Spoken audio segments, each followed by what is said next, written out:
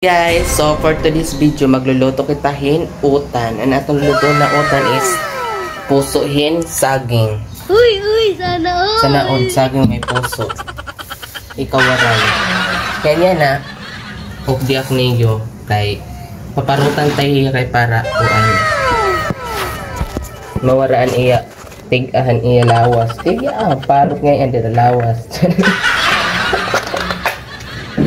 Shoutout it na kaon nila binaaton mga taga-bolod or mga taga-samar. Syempre nangaon inihira kay once na ito ka talaga hit uma or mga taga-bolod ka mo dir na ka mo kukurean hit pagkaon or mga utan kay syempre damo unat magpakatanom dito yung mga uma. Nahinumdum laki ni nga to samar kay syempre nangunguha nga ni kami ni nagpapahirayo gud man kami ni panguha la kay syempre pamabilngon man namo kun diin may puso it saging. Ana ka kami slay ni panguha itong damo kamo syempre ma-enjoy pagdamo di ba nagakalakad dito mga uma sa dito.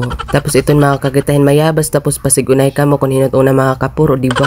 Pero yan nga panahon, di rin nasusugot kabataan kay more on cellphone nala. Anamon pahadto, kada kulob kami na mimilingin utan or kaya waring ani klase na mimiling kami utan kay para di rin na pagbinilingon namon, diba?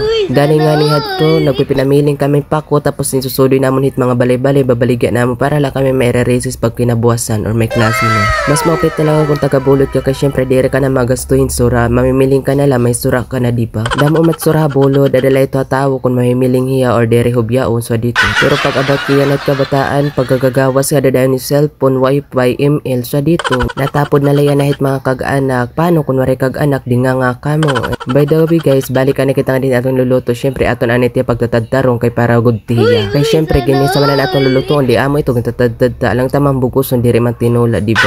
Marasa talaga niya nga utan, matamis init sa bawbada. Kung makakatilala ka mo, basta gaganahan ka mo pagkaon. Ang katapos ang tagtarangatanan niya na magitiros na kita aton mga lamas. Bangin may sumiring nga iyo, nagpipinaa sila ako pero may tamang sura haba daw. Kaya syempre, di rin maiwasan it basher, unahan tanala ka mo. Kaya syempre, katapos atong magtiros ato na paghugasanan aton mga tinadtad na puso. Kaya syempre, kailangan aton hugasan kay para makakuha niya mga hugaw. Ganyan natitikangan tanan atong pagkisa atong di maara magluto pagkita kamo.